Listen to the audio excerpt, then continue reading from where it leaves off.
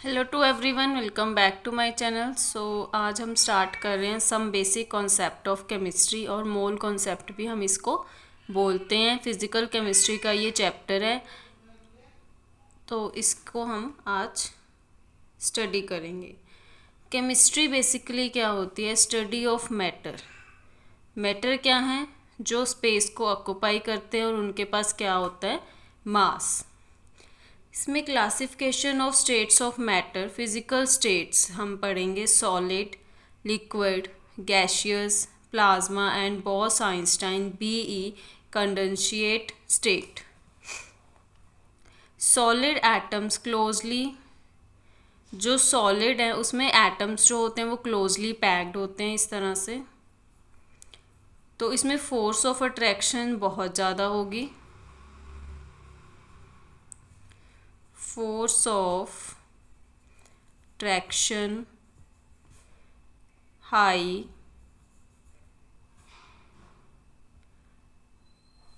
Next liquid में जो atoms होते हैं उसमें जो डिस्टेंस है वो कम होता है, क्लोजली पैक्ड नहीं होते।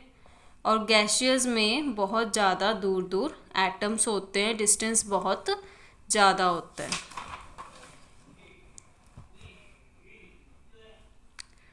प्लाज्मा, जो सन है उसमें जो टेम्परेचर 10 जो सन के पास पार्टिकल होते हैं वो होते हैं प्लाज्मा। उसको हम प्लाज्मा में क्लासिफिकेशन करते हैं 10⁻⁶ केल्विन उसका टेम्परेचर होता है। Bose Einstein condensate state, low temperature पे होते हैं। बोजोन पार्टिकल्स हम उनको बोलते हैं। तो सबसे पहले मैटर, डाल्टन ने की जो एटॉमिक थ्योरी थी एटम्स के ऊपर, उसने बोला था it is a smallest particle, जिसको हम फर्दर डिवाइड नहीं कर सकते। ये एक सिंगल इंडिविजुअल पार्टिकल है। बट इसकी जो थ्योरी थी वो फेल हो गई, बिकॉज जो एटम्स हैं उसके पास सब एटॉमिक पार्टिकल्स हैं, इलेक्ट्रॉन, प्रोटॉन एंड न्यूट्रॉन। इस तरह से एटम को कंसीडर किया गया। उसके अंदर होता है न्यूक्लियस, न्यूक्लियस के अंदर न्यूट्रॉन एंड प्रोटॉन, और इलेक्ट्रॉन जो हैं वो रिवॉल्व करते हैं न्यूक्लियस के around. Fundamental particle, electron negatively charged है। इसका चार्ज क्या है? -1.6 इंटू 10⁻⁻19 कूलम। प्रोटॉन का चार्ज बस प्रोटॉन में प्लस आ जाएगा, इलेक्ट्रॉन में सेम, और इनकी जो क्वांटिटी या नंबर है वो सेम होता है, 1.6 इंटू 10⁻⁻19 कूलम। न्यूट्रॉन न्यूट्रल है, Q इज इक्वल्स टू 0 उस पर चार्ज होगा। अब मास ऑफ प्रोटॉन, इलेक्ट्रॉन का मास 9.11 इंटू 10⁻⁻31, प्रोटॉन का मास 1.67 इंटू 10⁻27, न्यूट्रॉन का मास 1.675 इंटू 10⁻⁻27 kg। अब आप देख सकते हैं प्रोटॉन और न्यूट्रॉन का जो मास है अप्रॉक्सीमेट इक्वल है। तो mass of proton approximate equal to mass of neutron. Neutron is slightly heavier than proton, जो न्यूट्रॉन है वो थोड़ा सा हैवी है देन प्रोटॉन से। और electron is very less, mass of electron is very less then mass of proton. तो सबसे लाइटर जो हमारा पार्टिकल है डैट इज़ इलेक्ट्रॉन। अगर आपको ये क्वेश्चन आता है which one is the lightest particle, which is proton. अगर हम रेशो निकालें मास of proton divided by mass of electron की, तो हमारे पास कुछ इस तरह से रिजल्ट आता है 1837। तो mass of proton is equal होता है 1837 टाइम्स मास ऑफ इलेक्ट्रॉन। अगर हम दो एटम्स को मिलाते हैं तो हमारे पास क्या बनता है? मॉलिक्यूल, जैसे कि H2O में क्या होता है? H2 और O2 मिलके क्या बनाते हैं? वाटर। इसी तरह से नाइट्रोजन और हाइड्रोजन क्या मिलके बनाते हैं? अमोनिया।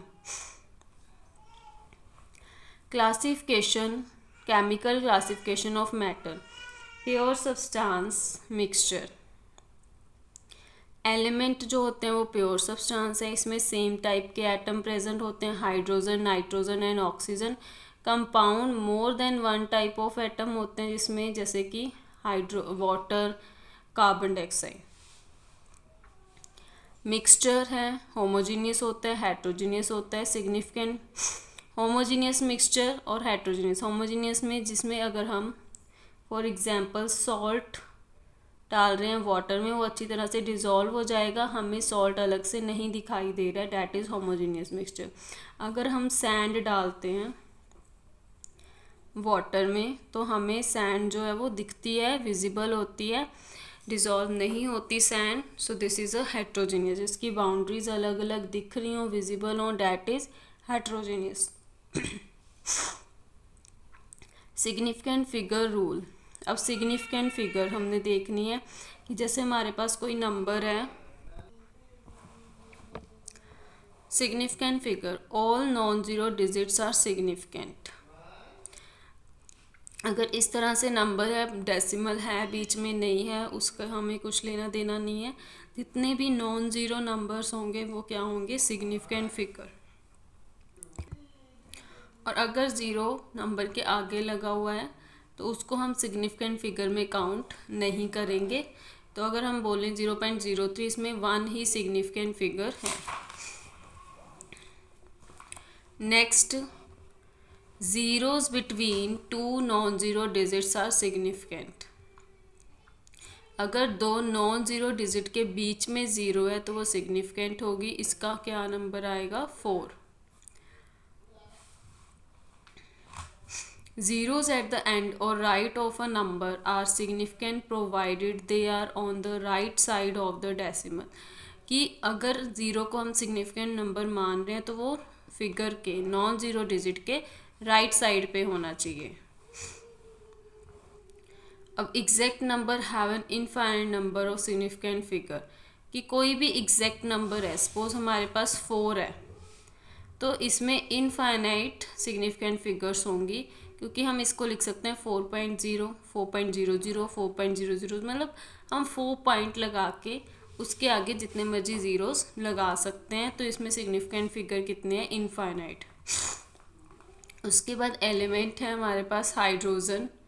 इसका मास होता है 1 ग्राम पर मोल, कार्बन 12 ग्राम पर मोल, ऑक्सीजन 16 ग्राम पर मोल, सल्फर 32 ग्राम पर मोल, सोडियम 23 ग्राम पर मोल। एलिमेंट्स हैं 30 तक आपको याद होने चाहिए। Hydrogen, helium, lithium, beryllium, boron, carbon, nitrogen, oxygen, fluorine, neon. 11 sodium, magnesium, aluminium, silicon, phosphorus, sulphur, chlorine. बस आपको 30 तक याद होने चाहिए। 30th is zinc. Next, molar mass हम कैसे फाइंड करते हैं। सपोज मोलर मास हमने फाइंड करना है किसी कंपाउंड का, तो आपको सबके मासेस पता होने चाहिए। 6 नंबर ऑफ कार्बन कितने हैं, 6। कार्बन का एटॉमिक मास कितना होता है, 12, मल्टीप्लाई कर देंगे, प्लस नेक्स्ट कितने एटम्स हैं, 12। हाइड्रोजन का एटॉमिक मास 1, प्लस ऑक्सीजन कितने हैं, 6, और इसका मास होता है 16। सिंप्लीफाई करेंगे, इट विल बी 180 ग्राम पर मोल। उसके बाद HNO3 आप मुझे फाइंड करके बताओ, NH4 का, अमोनिया का। वीडियो को पॉज करो और इसका आंसर आप खुद सॉल्व करो, देन आप वीडियो को चला लेना। नाइट्रोजन का होता है 14 और 1 नाइट्रोजन है, तो हम इसको मल्टीप्लाई किससे करेंगे, 1 से। प्लस हाइड्रोजन कितने हैं, 4, इसका कितना होता है मास, 1।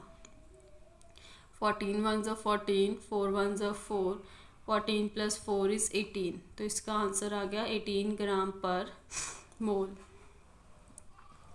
नेक्स्ट, मोल क्या होते हैं। A mole is the amount of substance that contains as many particles as there are atoms in exactly 12 gram of carbon 12 sample। ये मोल क्या है, वो अमाउंट है सब्सटेंस की जिसमें इतने पार्टिकल्स हैं जो एग्जैक्टली किसके इक्वल होंगे, 12 ग्राम ऑफ कार्बन के इक्वल। अब हमने कार्बन लिया है तो 12 ग्राम, अगर ऑक्सीजन लेंगे तो 18 ग्राम, नाइट्रोजन लेंगे ऑक्सीजन लेंगे तो 16 ग्राम, नाइट्रोजन लेंगे तो 14 ग्राम। मतलब जिसका जो एटॉमिक मास है उसके मास के एग्जैक्ट इक्वल होने चाहिए। तो 1 mole is equals to 6.022 into 10⁻23 particle. यही इलेक्ट्रॉन है, प्रोटॉन है, न्यूट्रॉन, आयन और एटम्स है। अगर आपको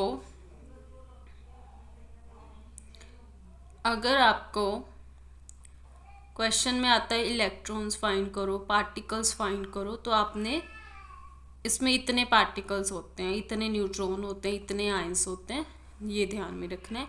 और this number is called Avogadro number. Atomic mass unit, the quantity 1/12 into mass of an atom of carbon 12 is known as atomic mass unit. Atomic mass unit 1 AMU is equals to 1 Dalton और 1 unit. U stand for ununified mass, तो इसको हम U से भी represent कर सकते हैं। अब एक्चुअली ये कितना होता है, 1 AMU atomic mass unit is equals to 1.9924 into 10⁻⁻26/12 kg। Solve करेंगे, it will be 1 Avogadro number. Next हमने जब मोल्स फाइंड करने हैं तो नंबर ऑफ मोल्स फाइंड करने के लिए given mass upon molar mass. अगर मास गिवन है तो उसका हम मास अपॉन मोलर मास, अगर पार्टिकल गिवन है given particle upon Avogadro number करेंगे। अगर वॉल्यूम गिवन है तो हम ये वाला फॉर्मूला लगाएंगे, given volume upon 22.4। Ideal gas equation क्या होती है, PV is equals to nRT। P stands for pressure, V volume, N is number of moles, R universal gas constant जिसकी वैल्यू आपने most probably 8.314 joule per mole kelvin ही fill करनी है। T temperature, 1 mole gas volume at STP is equals to 22.7 litre. 0 degree Celsius is equal होता है 273.15 kelvin के। ये कुछ आइडेंटिटीज़ क्वांटिटीज़ हैं जो आपको याद रखनी है। 1 मिलीलीटर किसके इक्वल होता है, 1/1000 litre.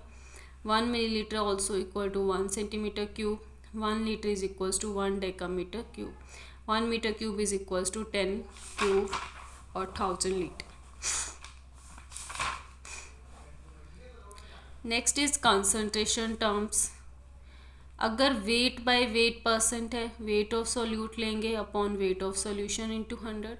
Wait by volume concentration है, वेट ऑफ सॉल्यूट लेंगे upon volume of solution into 100। Volume by volume है तो volume of solute upon volume of solution. इसमें आपने ध्यान रखना है यहाँ पे जो है नीचे सॉल्यूशन का है। सॉल्यूट हमेशा लेसर अमाउंट में होता है, सॉल्वेंट हमेशा लार्ज अमाउंट में होता है, और मोस्टली जो सॉल्वेंट है वो लिक्विड होगा। उसके बाद molarity. Molarity is the number of moles of the solute present in 1 litre of solution. कि number of moles of solute 1 litre में कितने प्रेजेंट हैं, और ये वॉल्यूम है तो टेम्परेचर पे डिपेंडेंट होगी। और इसकी यूनिट होती है capital M। Molarity mole per litre, mole decametre cube -3। Next molarity of dilution. अगर हम मोलैरिटी डिल्यूशन में करते हैं, मतलब वाटर को ऐड करते हैं, तो डिल्यूशन होगा। वाटर ऐड करेंगे तो वॉल्यूम इंक्रीज होगा but number of solute particles same रहेंगे। तो अगर वॉल्यूम इंक्रीज होगा, इन्वर्सली प्रोपोर्शनल है मोलैरिटी वॉल्यूम के, तो मोलैरिटी क्या हो जाएगी, डिक्रीज हो जाएगी, but number of moles of solute पे कोई इफेक्ट नहीं पड़ेगा। Before solution number of solute equal होंगे before after dilution number of solute, तो m1 v1 is equals to m2 v2 हो जाएगा। मोलैरिटी ऑफ मिक्सिंग, अगर हम टू सोल्यूशन को मिक्स कर रहे हैं तो उसका क्या हमारे पास रिजल्ट आएगा, आप ये फॉर्मूला याद रखोगे, m1 v1 plus m2 v2 upon v1 plus v2। उसके बाद है हमारे पास molality, number of moles of solute present in 1 kg of solvent. Molarity किस में थी, वॉल्यूम में, मोलैलिटी किस में है, केजी में, सॉल्वेंट केजी में है, तो ये टेम्परेचर इंडिपेंडेंट होगी, डिपेंड नहीं करेगी टेम्परेचर पे। इसकी यूनिट्स हैं स्मॉल m मोल पर केजी। इम्पॉर्टेंट रिलेशन है W by volume, wait by volume percentage, wait by weight percent into density. Molarity का रिलेशन है इसके साथ 10 into density into weight by weight percent upon molar mass of solute. तो ये दो relation से हमारे पास क्वेश्चन बन सकते हैं काफ़ी। एक और है हमारे पास relation between molarity and molality, ये इम्पॉर्टेंट है। मोलैलिटी किसके इक्वल होती है, molarity upon 1000 into density minus number of solute into molar mass of solute into 1000। Mole fraction अगर हमने फाइंड करना है ए का, दो सोल्यूशन है उसमें हमने मोल फ्रैक्शन ए का फाइंड करना है, तो number of moles of solute A upon number of moles of solute A plus number of moles of B. अगर बी का फाइंड करना है तो बी का ऊपर रहेगा, इसकी कोई यूनिट नहीं होती।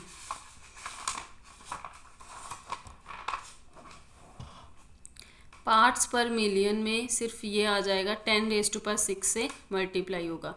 वेट बाय वेट है same, weight of solute upon weight of solution into 10⁻6, कोई चेंज नहीं है, सेम फॉर्मूलाज हैं, बस 10⁻6 से मल्टीप्लाई हो जाएगा। Strength of solution, strength of solution is weight of solute, कि कितना सोल्यूट का वेट है present in 1 litre of solution में।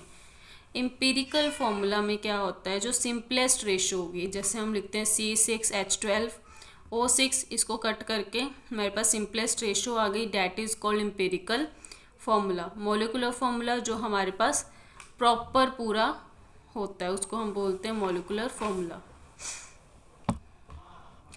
Law of chemical combination, conservation of mass, कि जितना हम रिएक्टेंट कर रहे हैं उतना ही हमें प्रोडक्ट मिलेगा, बट न्यूक्लियर रिएक्शन में कुछ एनर्जी चली जाती है, गैस रिलीज होती है, तो उसमें ये लॉ अप्लाई नहीं कर सकते।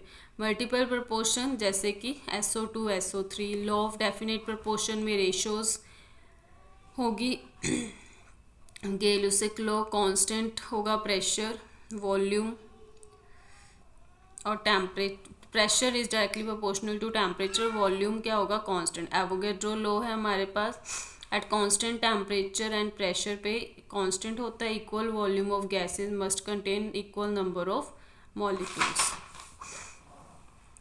स्टोइचोमेट्रिक ऑफ द रिएक्शन, अब यहाँ पे हमारे पास स्टोइचोमेट्रिक कोफिशिएंट, जैसे ये रिएक्शन है हमारे पास N2 + 3H2 गिव्स NH3। सबसे पहले तो हमने इसको बैलेंस किया, फिर 1 मोल ऑफ N2 क्या दे रहा है हमें, 2 मोल ऑफ अमोनिया। अगर 10 लेंगे तो कितना देगा, 10 × 2, तो 3 मोल ऑफ हाइड्रोजन भी 2 मोल दे रहा है, और 10 मोल ऑफ हाइड्रोजन क्या देगा, 2/3 × 10। सिंपली कैलकुलेशन है। यहाँ से क्वेश्चन बनते हैं, यहाँ से प्रीवियस ईयर क्वेश्चन भी आए हुए हैं काफ़ी। Combustion of hydrogen C6CXHY plus, कोई भी आप यहाँ पे एल्केन ले लो, एल्कीन ले लो, कुछ भी ले लो, एल्कीन एल्केन एल्काइन, फॉर्मेट यही होना चाहिए। हो सकता है C2H6 C3H12, कुछ भी हो सकता है। कंबंशन करना है O2 gives CO2 + H2। Combustion कर, पहले सबसे पहले हम इसको बैलेंसिंग करते हैं कार्बन की, देन हाइड्रोजन की।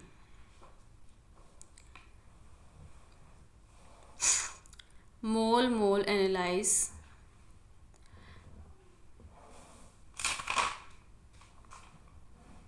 हाँ जी, यहाँ पे है हमारा लिमिटिंग रिएजेंट, उसके साथ ही हमारा ये है रिलेटेड है इसके साथ ही। लिमिटिंग रिएजेंट क्या है? अगर आपके पास 2 गिलास पानी है और आधा गिलास चावल है, तो आप किसके अकॉर्डिंग चावल बनाओगे? चावल या पानी के हिसाब से। जो आपके पास चीज़ कम है, जैसे चावल कम है, तो आप उतना ही पानी डालोगे जितने उन चावलों को पानी चाहिए। अगर आपके पास पानी होता आधा गिलास और चावल होते 1 गिलास, तो आप उतने चावल डालते जितना आधा गिलास पानी में बन जाए। तो लिमिटिंग रिएजेंट हमेशा क्या होता है? जो आपके पास चीज़ कम होती है और उसके हिसाब से प्रोडक्ट बनता है, that is called limiting reagent. So I hope कि आपको ये चैप्टर समझ आया हो। इसके जो क्वेश्चन या कोई डाउट है तो आप मुझे कमेंट सेशन में पूछ सकते हैं, मैं उससे रिलेटेड आपको क्वेश्चन करवा दूँगी। Thank you so much.